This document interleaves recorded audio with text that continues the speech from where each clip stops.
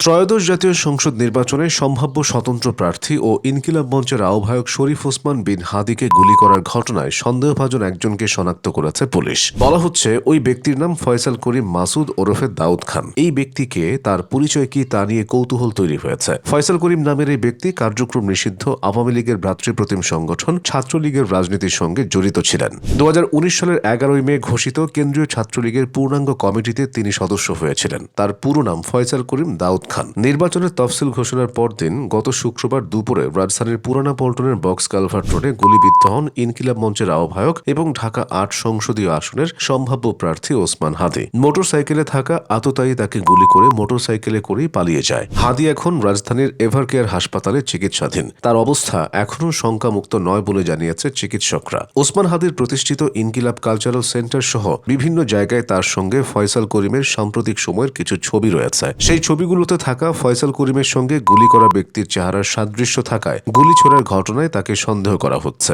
Battery চালিত রিকশায় বসা ওসমান হাদিকে গুলি করেন মোটরসাইকেলের পেছনে বসা ব্যক্তি। দ্রুত ঘটনা ঘটিয়ে তারা ওই মোটরসাইকেলে সেখান থেকে চলে যান। এর মধ্যে দুপুরে একই ব্যক্তির ছবি গণমাধ্যমে পাঠিয়ে ঢাকা মহানগর পুলিশ বলেছে, ওসমান হাদির উপর গুলির ঘটনার সিসিটিভি ক্যামেরা ফুটেজ বিশ্লেষণ করে ওই ব্যক্তিকে শনাক্ত করা হয়েছে। তার ব্যাপারে তথ্য দিতে সবাইকে অনুরোধ জানিয়েছে ডিএমপি। এছাড়া ওসমান হাদিকে গুলি করা ব্যক্তিকে ধরিয়ে দিতে পারলে 50 লাখ টাকা পুরস্কারের ঘোষণা দিয়েছেন স্বরাষ্ট্র উপদেষ্টা।